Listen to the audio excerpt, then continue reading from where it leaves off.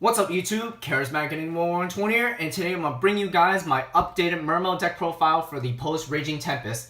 It's been quite a while since I last posted a video on my channel, mainly because I've been focusing on school and the meta's been pretty boring to me. I don't really want to play this meta, to be honest. Like, it's freaking annoying as hell and I don't really want to do it. I've been more or less been focusing on GOAT format, to be honest. So yeah, if you guys wanted to see me and my friends play like GOAT controlled duels, please let me know down in the comments below. You know, please subscribe to my channel, of course. So yeah. Anyways, I'm here to profile my new Mermail Deck profile for the post-Raging Tempest. Obviously with the runarounds of Zoo, Infernoids, all that, and the Wind Witch Invoke deck. This format's gonna be pretty much fucking stale with all fucking Zoodiacs running around, fucking rampant all over the shit. But you might see an occasional Mermail players, you know, in YCSs, ARGs, or even regionals. But yeah, this deck is pretty much good to contend with the format once again, in my opinion. So that's why I'll be running the deck, because I don't have any other decks. The game doesn't really interest me, or basically I'm broke as hell. I'm poor as hell. Yes, I am poor. So anyways, you guys, let's move on to the deck profile. So of course we're starting off with the triple Nephibus, of course, the best card of the deck, MVP. Double Dragoons, double Marksman, and double Infantry. The reason why we're playing double Marksman now is because Zoodiacs play a bunch of back row, you know, double Solemn Strikes or triple Solemn Strikes and Solemn Warning and Dimensional Barriers. You basically want to get rid of them so that way you can push on with your OTKs. So they're really, really good. The Atlanteans themselves help simplify the game state, so they're all really, really good. For the Mermails, we got the double Megalo. I don't think you really need to play 3. It's searchable through your Dragoons, and it's always recurgible through your guns, so the Megalos are really, really good. Triple Teus, of course, pretty standard. Double Pike, double Gund. That's it for the Mermails.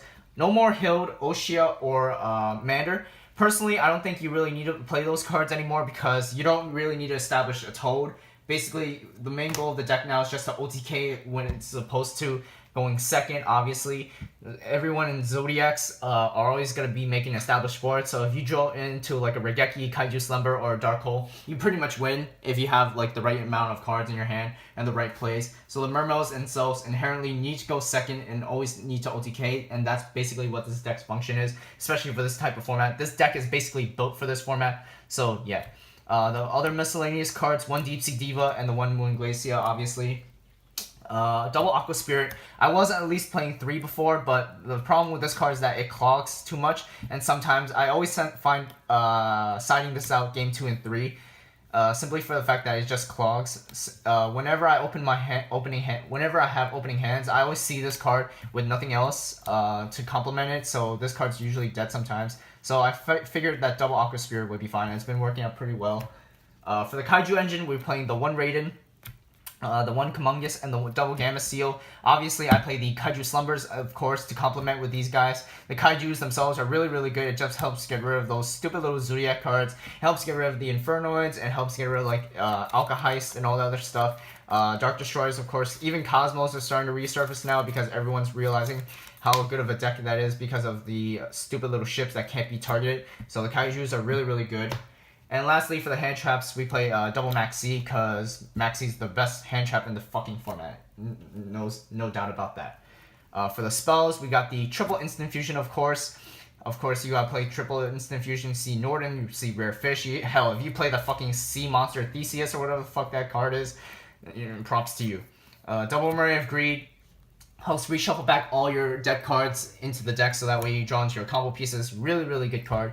Double Twin Twister helps get rid of those stupid annoying back rows like Paleos or even anti-meta type decks, so Twin Twister is really, really good. Double Interrupted Kaiju Slumber along with the one Regeki and double Dark Hole or Barack Negro. Yes, we need Barack Obama back in office. Please bring back Barack Obama. But yeah, this is basically my ultimate screw you Zoodiac cards. Basically, these cards help basically simplify my game state. It helps me OTK faster, so fuck you all you Zoodiac players, you cancerous fucks. Yeah, no hate. Please, no hate, no hate. One Book of Moon, obviously, you can play this card offensively and defensively. This card's really, really good, so if they summon the rat, you can Book of Moon it, and then afterwards they can't exceed, so Book's really, really good. One for one One Abyssgale, the Mizuchi, helps facilitate more of my OTKs. And lastly, for the traps, I play 2 traps in the form of Torrential and the Vanity's Emptiness. Torrential, self-explanatory. If your opponent spams too much, you can basically put them at bay. And Vanity's, self-explanatory, freaking best floodgate of the entire game.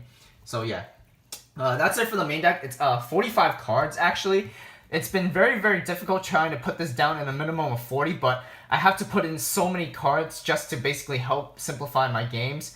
Like, you know, the Kaijus, for example, the Regeki, the Dark Holes, the Twin Twisters and stuff. So 45 cards is basically like the new limit, I would assume. Hell, everyone's playing like 60 card Infernoids, I mean, so yeah. What's 5 extra cards above the limit for a regular standard deck anyway? So yeah, 45 cards main deck. Now moving on to the extra deck, we got the one-time Wizard of Force and we got the 2 Judge tokens.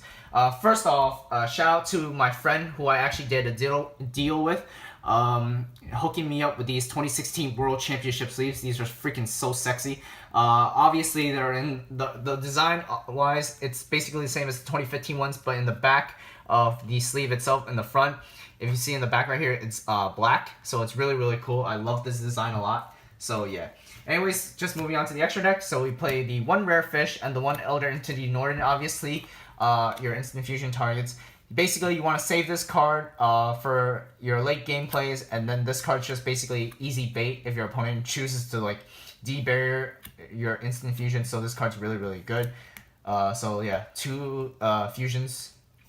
1 for the rank 4s. We got the 1 Abyss Dweller, the 1 Castel, the number 101. I've been messing around with number 103 Ragna 0 and 101 for the Zoodiac format. And to be quite honest, I found number 101 to be a little bit better in my opinion because of the fact that if I make this, it's basically saves my monster from being destroyed by like the Trident and stuff. But I do agree that 103 Ragna 0 has some applications with the deck because it is a water and it basically triggers during either player's turn. And of course with the Zoodiacs themselves, they gain attack points when they're equipped, when they're attached with materials, even by Tenki. But I feel like 101 might be a little bit better. I don't know, it's still in testing, of course.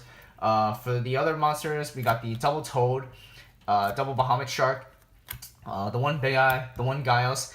For the Synchros, we got the 1 Tatsunoko, 1 Crystron Quantex. I still like playing this card a lot. Crystron Quantex is really, really good, especially if you open up like a 1-for-1 first turn. It's basically Toad, Bahamut Shark, Moon Glacier, Prince first turn, so this card's really, really good. Coral Dragon, basically in all my matches, this is like MVP, basically wipes out all their opponent's back row. This card's really, really good. And Leo, also another MVP card because the Zoodiacs can't get over this except with Whiptail. So yeah. Anyways, YouTube, that's about it for my Mermail deck profile for the post-Raging Tempest format. Hope that you guys liked the video and subscribe. That's it.